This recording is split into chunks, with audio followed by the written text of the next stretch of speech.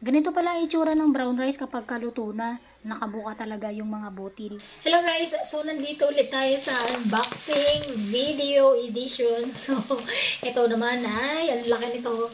Bumili ako ng Goldmine Healthy Brown Rice, guys. So, tatry namin mag-brown rice para mas healthy.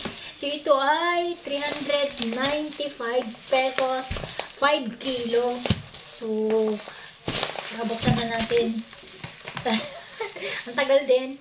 Siguro mga ano to, mga 5 days bago dumating. So kaya ngayon ay kanina dumating siya. Ngayon ay buksan na natin para malaman natin kung tama yung order natin based dun sa ating dumating na parcel. Ayan.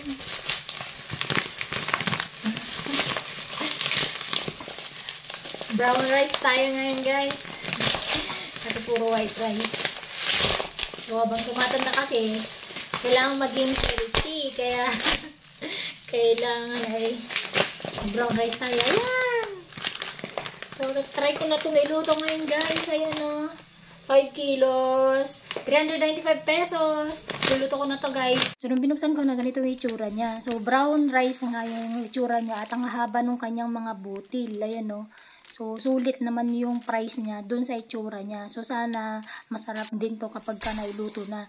So, nagluto lang ako ng isang gatang. Hinugasan ko lang ng isang beses kasi yun yung recommended niya na hugas. Tapos, yung pinaghugasan ng bigas, tinabi ko kasi didilig ko sa halaman. Tapos, nilagyan ko ng tubig. So, approximately 2 gatang din. Or 2 gatang yung nilagay ko dyan na tubig kasi dapat daw ay mas marami talaga yung tubig kaysa dun sa rice. Tapos niluto ko na siya sa rice cooker. Mabilis lang. Nung binuksan ko, ayun, natuyot na siya pero matigas pa yung kanyang butil kaya nagdagdag ulit ako nung isang gatang pa. So bale, 1:3 yung ratio nung butil ng bigas versus dun sa tubig na ginawa ko. Tapos ganyan yung itsura niya pagkaluto na. At ang sarap niya, guys, parang lasang trigo. So mas healthy to kaysa sa white rice. Kaya tatry namin to pagka nasarapan si Mister. So ito na lagi yung bibilin ko na bigas namin. At least less sugar siya. So mas healthy ang katawan natin kapag itong kinakain natin.